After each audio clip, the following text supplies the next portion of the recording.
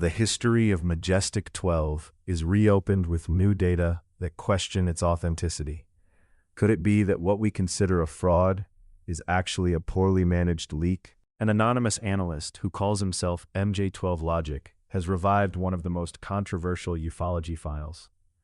This researcher directly questions the FBI's conclusion, which in the 1980s stamped a laconic bogus on various documents of the alleged MJ12 group. In its analysis, MJ12 Logic introduces a new element of doubt. The administrative codes, stamps, and filing systems present in those documents coincide with those used by the CIA in the 1940s and 1950s. This is not a superficial coincidence, but a crucial detail. Some codes in the MJ12 documents coincide with Operation Paperclip. This secret program allowed the United States to recruit Nazi scientists after World War II.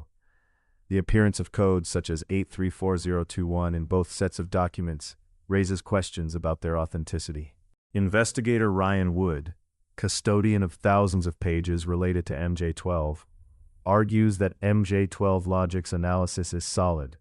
He claims that the entire file exceeds 3,500 documents, many of them subjected to forensic studies that analyze from typography to paper composition. However, not all documents would be as reliable. Wood admits that it would be enough for one to be authentic to reopen the case altogether. But just when the story seems to lean toward validation, an uncomfortable voice arises. John Greenewald Jr., known for his archive in the Black Vault, introduces a technical nuance that could disassemble this new narrative. According to him, one of the pillars of MJ12 Logic's analysis is based on the date approved for release present in paperclip documents. Greenewald warns that this date does not correspond to the original declassification, but to the last revision of the document. This disables part of the argument, since stamps and dates do not necessarily prove a direct temporary connection to MJ12 documents. In addition, Greenewald detects that certain stamps with similar numbers already appeared in declassified documents in the 1980s. This raises the hypothesis that counterfeiters may have used actual documents as a model to construct versions of the MJ12 files. The documents sought to validate would not be exactly the same as those investigated by Stanton Friedman, one of the main advocates of MJ12. There are different documentary lots, some of which present significant variations.